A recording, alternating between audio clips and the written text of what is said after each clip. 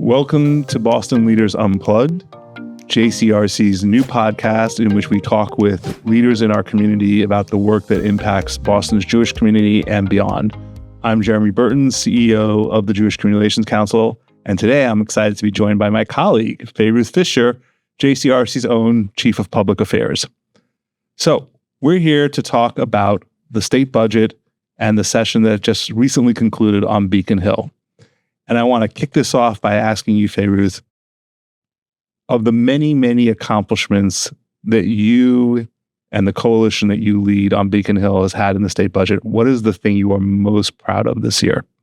Great. Thanks, Jeremy. I'm actually really excited about this podcast. I'm excited to be here and able to talk to folks about the work that we've been doing on Beacon Hill and the vast priorities that we work on. But to your question about what I'm most excited about was the creation of the Special Commission to combat anti-Semitism. I think in this moment in particular, post-October 7th, there has been a real need to make visible the concerns of the Jewish community in Massachusetts in a way that really gives people the space to have a thoughtful conversation that has the right stakeholders in the room. And this commission does that. And I think it's a really important message that the entire legislature has sent to say, we know that there is a problem and that we don't know exactly what the answer is, but we're committed to putting people in a room, to figuring that out, and to coming up with some real recommendations here. So I think that to me, and I would also say that the process in which it occurred, to hear the fulsome debate in the Senate, to have the conversations with our House allies, and to really engage the community and what this could potentially be was an incredibly exciting thing that happened amidst a really hard topic and conversation of the rise of anti-Semitism.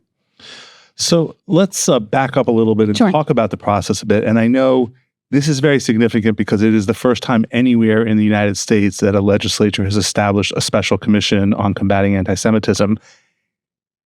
So why don't we talk a little about what happened to make that happen? Sure. And so much attention has been given over the last year to where are our allies, where are our leaders, how are people standing up with the Jewish community. I think it's really important to our community to know a little bit about what happened in the legislature that led to this. Absolutely. And if it's okay, I actually want to back up a little even further than that and actually talk about the U.S. national strategy to counter anti-Semitism that was released in May of 2023. I think I'm getting the date correct. Seems like a century ago.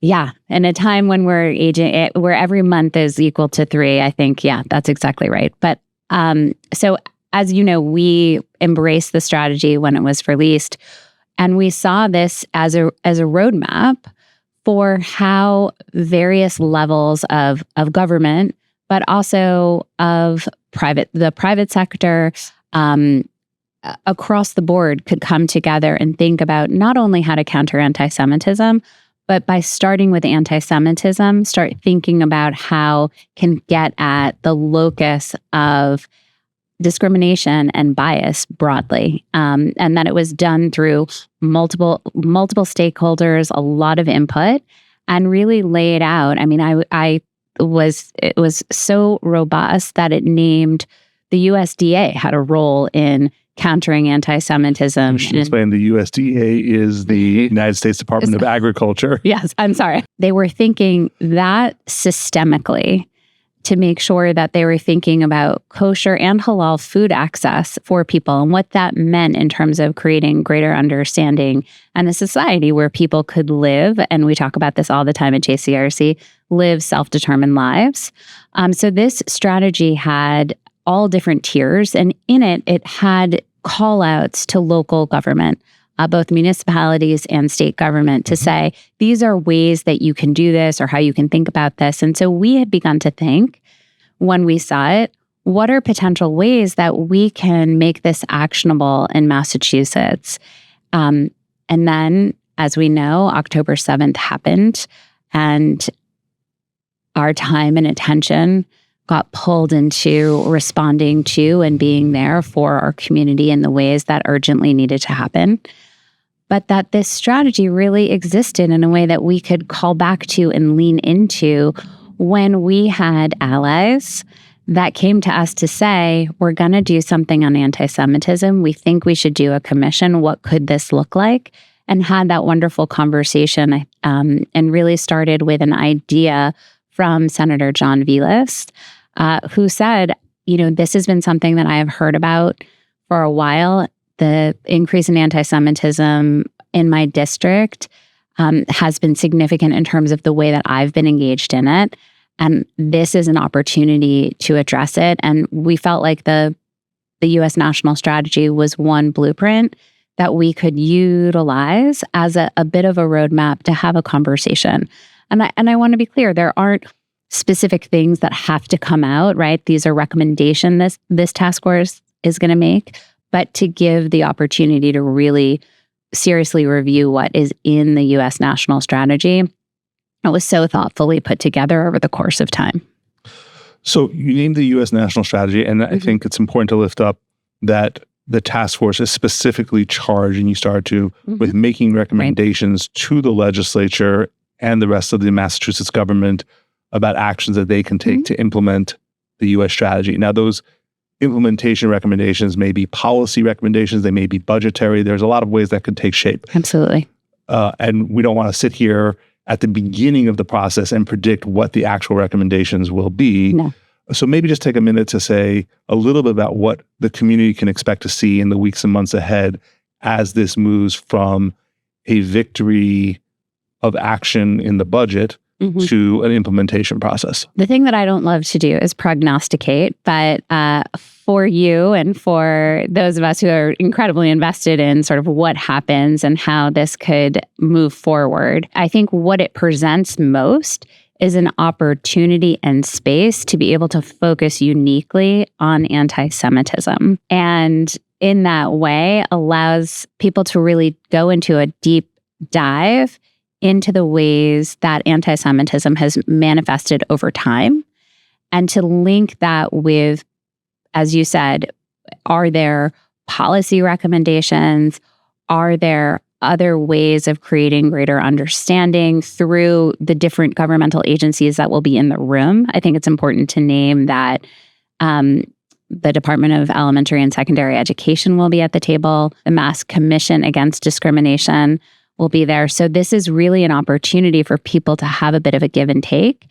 That doesn't necessarily mean there's a specific law that's going to be passed from there, but that it's who are the people that need to be around the table to hear these concerns and to sort of take shape around it. So I know that's maybe not a satisfying answer to say, oh, this is what's going to come out of it, or that's what's going to come out of it. But I do think being able to know that there will be a conversation that needs to result in recommendations with these specific stakeholders is critically important. And I would just add for our listeners that one thing the community can be assured of is that we're going to be working very closely as JCRC together with our partners across our network who are invested in this work to really be a part of the implementation process, however that looks, to keep the community informed, engaged, and to involve people in what is also very much an opportunity for a public conversation about anti-Semitism and strategies for confronting it here in Massachusetts. And so certainly we look forward to coming back here and in other ways to report to the community on what's happening and to invite people into this conversation. There's been a lot of excitement within our community about the fact that this was created. As with all things legislature, maybe there isn't always a lot of knowledge about the process. And just want to take a few moments to explain that this wasn't just a positive story about incredible allies standing up, but that there was also some opposition. Yeah. We celebrate the incredible allyship we've seen, particularly from the legislative leadership in both houses in combating anti-Semitism this session and for many, many years leading up to this very difficult year. Absolutely. And there's no question that the community should be celebrating the fact that non-Jewish members of the Senate came forward and said, what can I do to be a good ally to the Jewish community, introduce this legislation, and then in a remarkable public discussion on the floor of the Senate, Jewish and non-Jewish members stood up and talked about being allies, talked about the experiences that they were hearing from constituents, and then voted unanimously to adopt this. that it then came out of conference committee without any opposition from within the leadership in either the House or the Senate, with very little drama, and was adopted unanimously in the budget in both houses at the final stage. And that's an incredible story of allyship. It's also worth lifting up that there was opposition, and the opposition came from outside the building. The opposition came from some groups who tried to argue that we shouldn't be combating anti-Semitism, or we shouldn't be combating anti-Semitism as a singular issue, even though the Commonwealth of Massachusetts has many other focus commissions. And I think it's important for our community to know, without being too granular or focused on a loud, small minority on the fringes of Massachusetts political society, that nothing happens without advocates pushing forward, and that you and JCRC did have to do work. This didn't just happen out of thin air, that you were advocating, that you were helping members understand the importance of these issues, that you were communicating to help educate members of the legislature about the federal national strategy for combating anti-Semitism, and that you were helping them understand the potential, the need, and the impact for the Jewish community of passing this legislation. And that your work and the work of others, including these allies in the legislature, was a key part of getting something done, that even something as straightforward as coming together to combat anti-Semitism isn't so simple. Anytime we have an opportunity to advance an understanding of a specific experience of the Jewish community, how it relates to our goals to have a society where people can live with safety and meaning, with self-determination, it's incumbent upon us to have those conversations, regardless of whether or not we're going to have a unanimous vote on something. I think it's really our duty as the largest collective voice to be engaging in conversation about why this matters, even if it may seem obvious to why it matters. And I would say that we had incredibly robust and interesting conversations with all different types of people throughout this process, that I think there really was an increased understanding of what the majority of our community has been seeing and hearing and feeling in this time. And I'm grateful that the governor signed the legislation into law. And I'm really grateful to our legislative leadership for taking it as seriously as they did. But we should just say, sitting here in early September, that right now there are many, many bodies, including the majorities and the minorities of both houses, the governor, the attorney general, who are in the process of making their decisions about their appointees. So there isn't a lot to report today about what comes next in terms of the schedule, the process, the members of the commission. But we know that in the coming weeks, we look forward to celebrating the appointments to the commission. We look forward to engaging with them and then informing the community and working to mobilize the community so that we are heard, that we are participants, both in the process and in the outcomes that the commission is charged with delivering. Yeah, I mean, I look forward to understanding that process as it gets laid out, regardless of what the commission looks like. It's our job to hear what people are thinking and to be the conduit of those experiences and communicate back to our communities. That's our role forever and always, and especially and during this process of the commission. You mentioned the Department of Elementary and Secondary Education.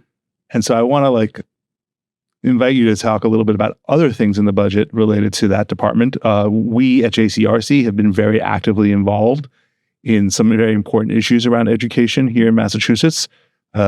Folks in the community know that we were one of the lead partners in a coalition of Jewish communities and others to pass a genocide education mandate in Massachusetts. And we continue to be the primary advocate with the state government, with the state legislature, for funding that mandate and to make sure that the department has resources to move forward. We've also rolled out a K through 12 initiative here at JCRC just around October 7th by coincidence, although we've been planning it for a while. in partnership with and support from CJP. So let's talk about what else happened in the budget around K through 12 education and genocide education that our community should know about. Yeah, I think that it's an incredibly important thing to have pulled out from the commission. There are two things that I want to name in this part of the conversation. First, as you said, the Genocide Education Trust Fund supports the implementation of genocide education, and it specifically looks to districts that need those resources to be able to implement robust genocide education programming. We are thrilled to share that we have historic funding for that trust fund this year of $3 million. All of those grants, and people can go onto DESE's website and look and see which districts have gotten those grants over the course of the implementation period. But those grants really get out the door to districts to help support them to learn about and understand sort of the genesis of genocide, understand certain instances of genocide, and do both experiential-based learning, classroom learning, or through visiting things like the New England Holocaust Memorial, which we are fortunate to run the educational programming for. So that's one thing. And we were grateful to see that investment and that commitment to what we know is an incredibly important component of education in Massachusetts. The other thing that is important to name, that through the budget, there is also a directive to DESE to create elementary and secondary education. Yes, and I'm going to keep calling it DESE, and you can keep making sure that everybody understands what I'm talking about. But I think that's why we're a good team, Jeremy. So there are other reasons, but yeah, I'll go with that. So that to the directive to DESE, the Department of Elementary and Secondary Education, to create resources for districts and teachers on anti-Semitism and other forms of bias. So I think what we have seen is that in these moments, there's not a lot of clarity of where people can go for trusted resources. And we have a lot of confidence in the work that the department does, the careful and thoughtful process that they undergo, and how they've supported other types of learning in this way, civics education, genocide education, that they're going to be thoughtful and deliberative and make sure that people have those resources to look at to better understanding anti-Semitism. And again, other forms of bias. It was not solely about anti-Semitism, but really in that way connects the understanding of anti-Semitism to other forms of hate. And we know that we can't solve for one without solving for another, but we do need to understand them each distinctly. That's well said. And I think it's worth lifting up in a time of fiscal challenge, and certainly there are a lot of things that didn't get funded, that for the community to understand the legislature's commitment to increasing the Genocide Education Trust Fund and to invest in that. That's a real statement of the values and commitment of our legislature in terms of really investing in ensuring that all children in Massachusetts are educated about the Holocaust specifically, and more broadly genocide as a historical fact and a lesson for the future. Yeah.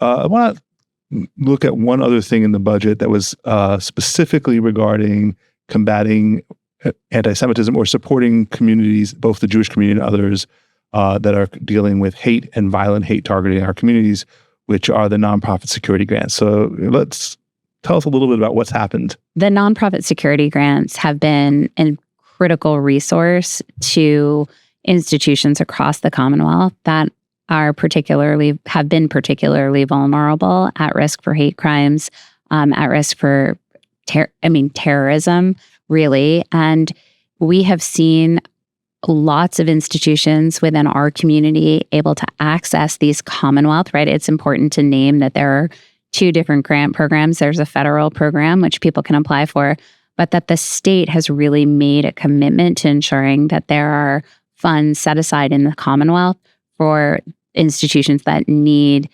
additional access to those grants. And so that is what the nonprofit security grants, the Commonwealth Nonprofit Security Grant Program is.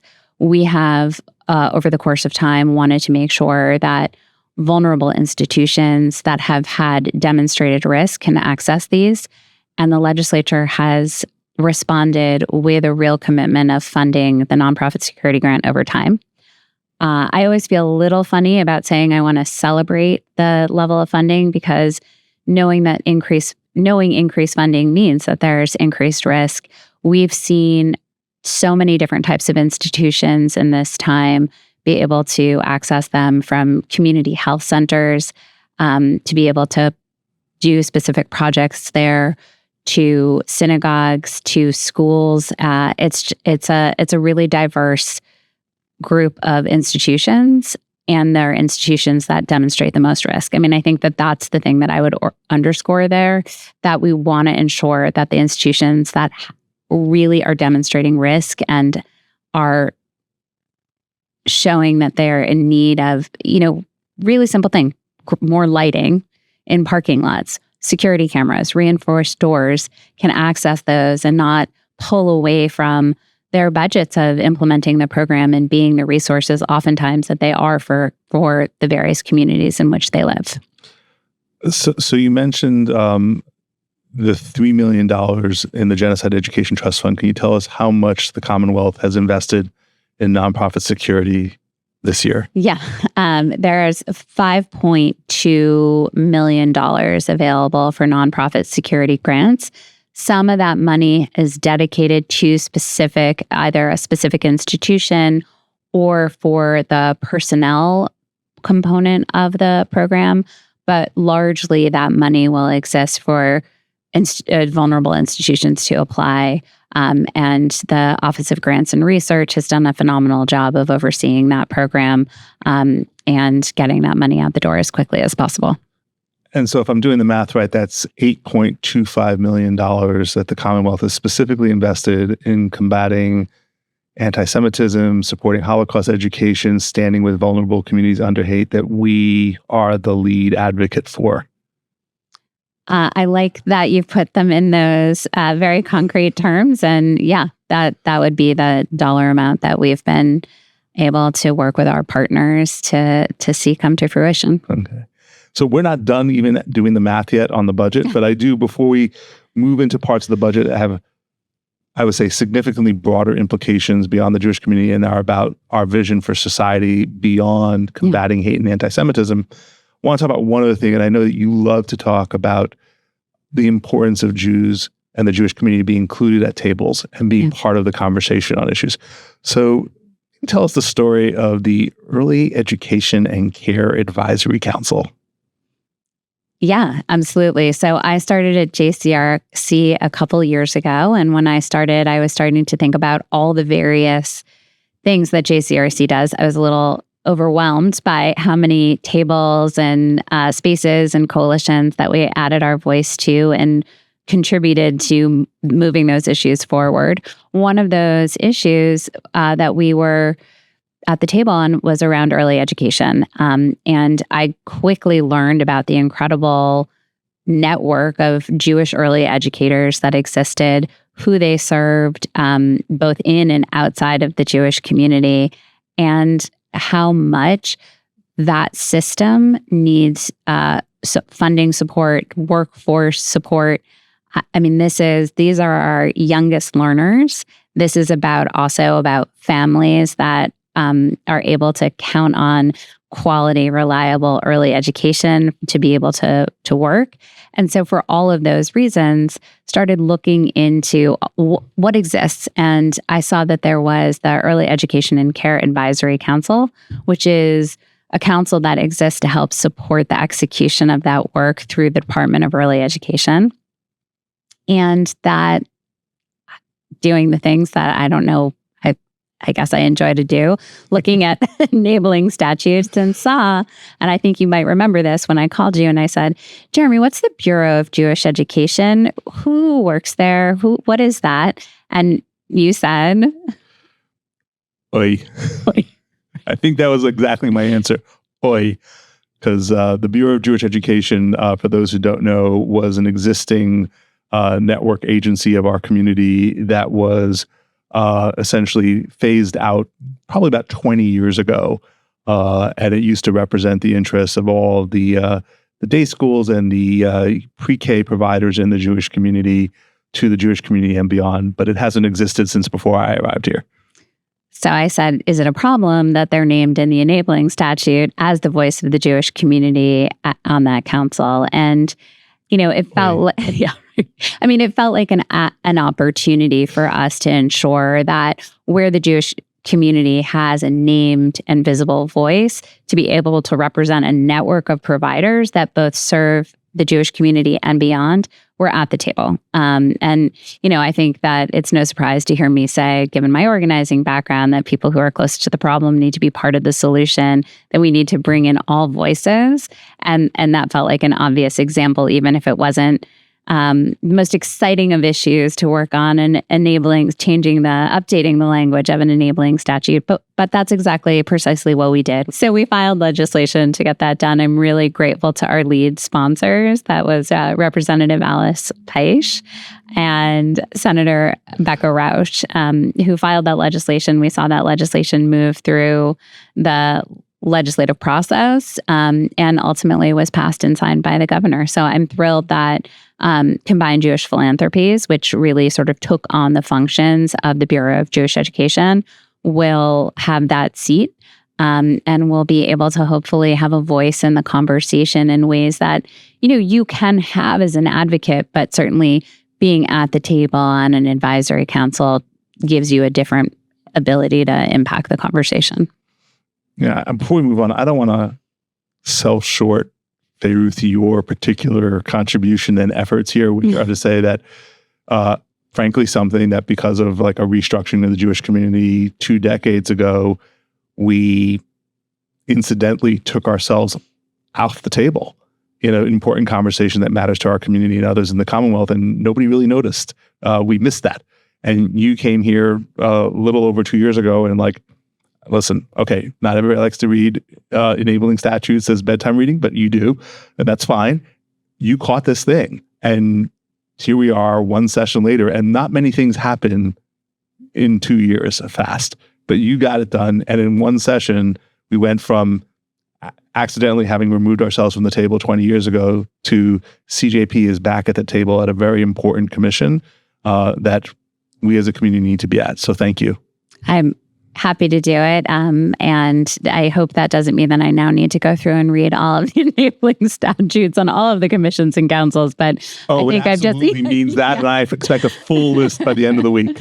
I think I've just committed myself to that. And I think that this is I should just name that I am not a lawyer. I play one on TV or on podcasts, but my background is of community organizing, and I have a background in social work as well. Yeah. We should also say, while you're not a lawyer, you only play one on podcasts, maybe. On Beacon Hill, I know a lot of people who say that while she may not be a rabbi, she also is very rapidly become the primary face of the Jewish community with the legislature. And really, it's these moments of you coming up there and really speaking on what we're experiencing, what we need, where we need to be represented, where we need to be included, that are really making the difference for the whole community. So you can play a lawyer, you can play a rabbi, or you can at least call the ones in your family for advice. Right. I was just going to say, I think I'll leave the rabbiing to my sister at this point, but thank you. Thanks. That's very kind. Moving on to a few more items in the budget, and we'll try to run through them a little bit quickly, but they are important.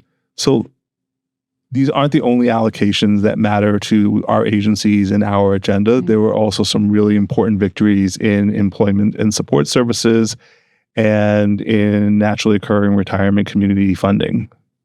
Yeah, I think it's important to name for people who may not know that JCRC is also responsible for something called the Massachusetts Association of Jewish Federations. We like to call it MAJIF. And within that, there are several Jewish human service agencies that are doing incredible work with incredibly diverse and often marginalized communities, people with disabilities, immigrants and refugees, seniors, people who have housing insecurity. It is our responsibility to look at where there's a coalescence of those organizations that are working on something that we need to advocate for. Oftentimes it is a funding in the budget for a specific program. And so you just named two of those issues. One, the Employment Services Supports for Immigrants and Refugees, which I call ESSP. And I appreciate you spelling it out before you use the acronym. Right. And this is an incredible program that GVS actually is one of the agencies that run this program. But it's really about ensuring that people who are on transitional assistance have the training and supports and job placement and then retention in those jobs to be able to be on a path of economic self-sufficiency. It's an incredible program. And I think that it really speaks to not just the values of the Jewish community, but also echoes back to some of our experiences diversely of being immigrants and refugees and starting over in a country where we need to learn the language and get access to employment. And I think that this is really, I love talking about this program, and I love working on it in the legislature with our partners in the immigrant resettlement space as well. Not the last, but the other program that you mentioned was the Naturally Occurring Retirement Communities. Very similar. You can call them NORCs. I will call them NORCs. I just didn't want you to. And I want to be mindful of the acronym game. But there are several Jewish human service agencies, and I just want to underscore that these are agencies that work within, but beyond the Jewish community. And this program is really about ensuring that seniors can live safely and with dignity in environments of their choosing and stay and remain in community. It's about decreasing isolation and increasing both physical and mental health. And so a really important program that we've seen the budget numbers sort of fluctuate over time on this program, and glad that it was funded. And I want to just say to any of the NORC providers that are listening, we'll continue to look for opportunities to ensure that we're talking about their program and to find supplemental dollars for it. And if you could remind me, how much was the funding for these two initiatives? So the ESSP program was funded at $3 million, and the NORC providers will receive $856,000. So I've been listening to you as we've been going through this very long list of accomplishments that you've been driving in the budget, and realizing that if you do the math between the four different programs you listed, so that's a total of $12.05 million in the state budget that JCRC led coalitions or the network to be the advocate for.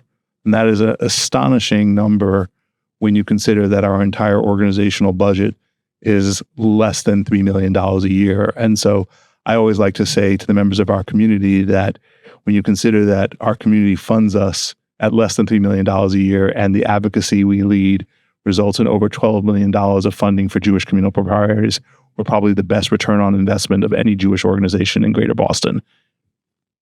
That's a great thing to say. And I would say those numbers are significant, and those numbers translate. I love the translation of what those dollars mean for people in our community and communities that we work incredibly closely with. And I really am grateful to the legislators who lead those priorities in the budget. I always feel like I get in trouble when I start naming people because I always leave somebody off. But I do want to just say that the lead sponsors of ESSP have been Senator Sal DiDomenico and Representative Dan Cahill have filed those over the past several sessions that I've been here, and appreciate their commitment to it. And Representative Tommy Vitolo has been really strongly supportive of NORCs, and Senator Oliveira was recently elected to the Senate. I guess he's finished his first full term, and has really jumped in on NORCs, especially because he sees the program in his district. Yeah.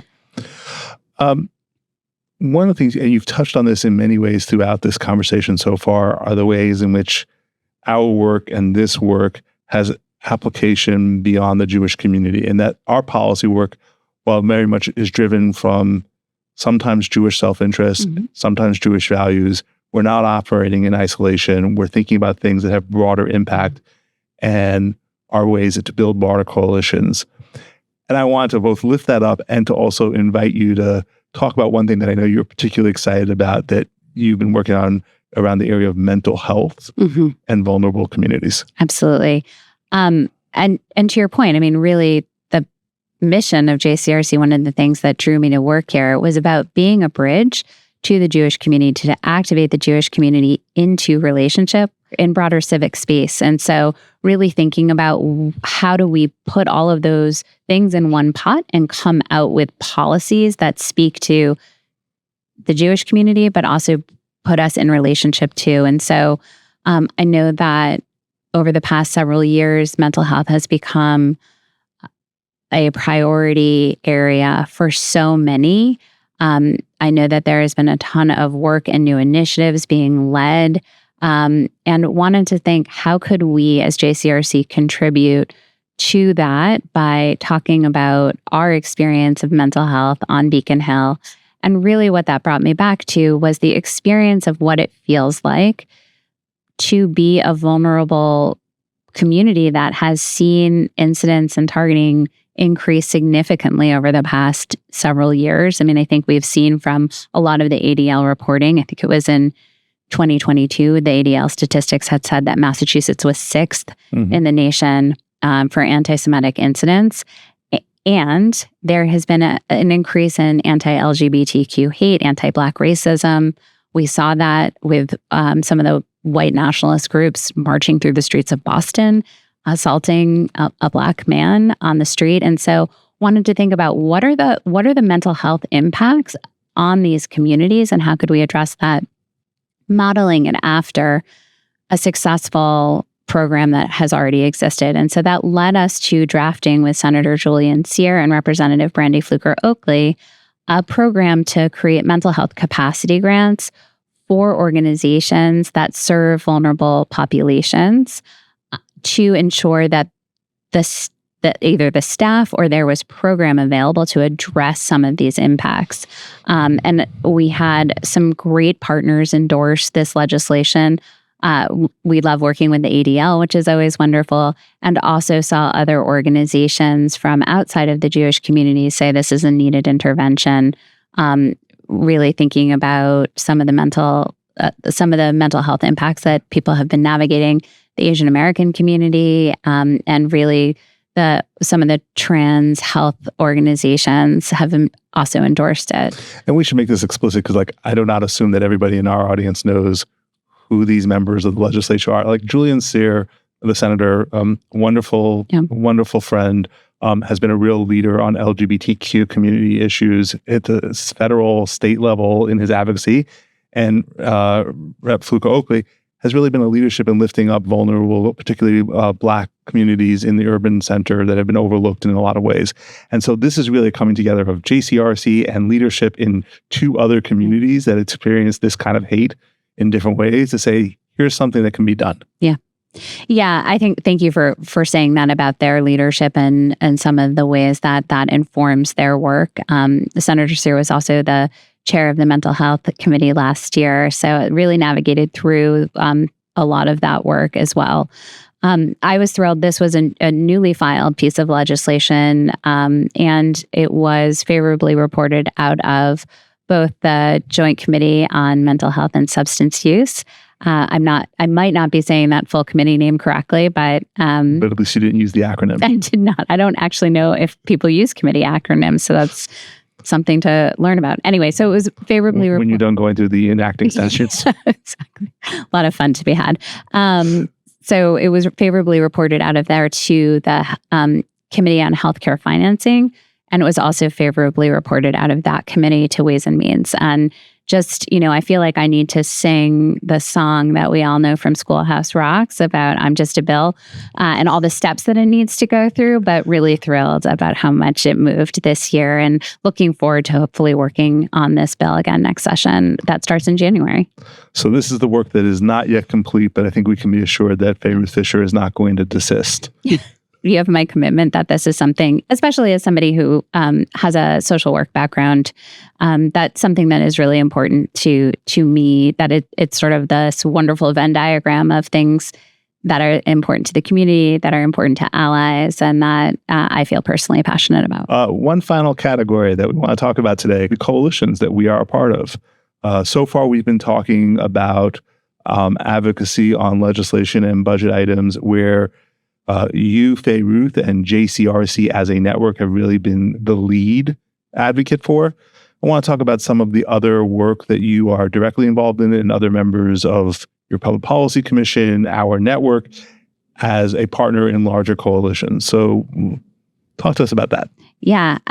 As I said before, JCRC has been involved in so many different coalitions at so many different levels. We've been part of the steering committee, helping to make strategy decisions. We've been part of a lobbying team where we help sort of make visible and advance things at certain stages. Or we've been making sure that we've been amplifying the messages of coalitions and engaging our community to make sure that they know. So tell us how our involvement in that kind of work advances our mission and goals as JCRC. And then let's talk a little bit about some of the specific ones that you've been most excited about this session.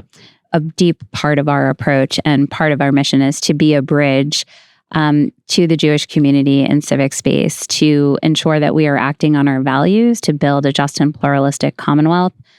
One of the things that I say over and over and over again is to build a just and pluralistic Commonwealth where people can live self-determined lives with meaning and joy. I think that is really what we are about. And so finding coalition spaces that are advancing those things that speak to Jewish values, Jewish experience, needs within the Jewish community, but also deeply connected with those other communities that share that vision, that also share that destiny. So can you give us a few examples of the coalition that you and we have been part of this session? Let me just back up for 1 second. So when we talk about coalitions, we're talking about how we are a part of a group of people that are working on a shared interest. And so oftentimes those coalitions exist for the sole purpose of working on that issue, or they're coalitions that we are a part of over time because we're looking at a more longer term goal. But there are coalitions that started in JCRC was a part of before I got here, like the Mass Coalition to Prevent Gun Violence, which had a significant victory this session. I think that there was a real commitment from legislative leadership and from Governor Healy to pass gun safety legislation. And at the end of the session, that's exactly what happened on this bill. It was very comprehensive and addressed so many different priorities of the coalition in terms of the way that gun violence and gun ownership statistics are tracked, which actually, the reason why I wanted to lift that up specifically, overlaps with another coalition table that we sit at, the Election Modernization Coalition, which is really ensuring that people can have ballot access in all different forms. And so that actually was a priority for that coalition as well as the gun violence coalition. So really just wanted to name that as a way of sometimes how those things happen and evolve. So that was a particular, and just congratulations to the coalition on that, and excited to see the implementation of that move forward. And I would say we should also be prepared to defend that law that was passed and that so much hard work went into. Can you tell us a little bit more about these coalitions, who they are composed of, who this is putting us, frankly, as a Jewish community in relationship and partnership with right now? Broadly speaking, most of the coalitions that we are a part of are about organizations, other organizations that we sit at the table with. And so you'll have various partners like Common Cause Massachusetts, who are area experts in democracy work. They'll put us into relationship with the Massachusetts Immigrant and Refugee Advocacy Coalition, MIRA, which, hopefully it's obvious from their name, but really are the leading voice on immigration policy in the state and bring in a lot of various partners into that space and that work, and people who are doing on the ground work directly with immigrant populations. I think it's important just to name, we talk about coalition tables and activating in networks. And so I just want to give a little bit of flavor about what that actually means. And so oftentimes the subject area experts are leading the coalition table, right? They know most about gun violence prevention, or they know most about election reform. And other groups at the table are there because they deeply care about it and bring in a specific lens. And so what we bring to coalition tables is, one, our network of communal organizations around sort of educating, but also we bring in an expertise around how we work in and around Beacon Hill. And so we'll be at a meeting and we'll think, oh, well, I can talk to that legislator because I've worked with that person on X issue and I know that they care about those things. So those are some of the ways that we can help engage. We also think about how are we doing work as a network where we can leverage the various communities or congregations that we're already involved in to bring them into relationship with legislators to talk about the things that they care about. So it's really about how are we creating a broader network and a broader group of people to echo and talk about the policy change that would help better people's lives. Wow. It's been a remarkable legislative session with an extraordinary litany of accomplishments, so much that we can be proud of. And I'm just really looking forward to bringing FayeRuth, to bring our partners in government and our partners in these coalitions back on this podcast to continue to keep you informed and to continue to learn more about how we can make an impact on these issues. So thank you.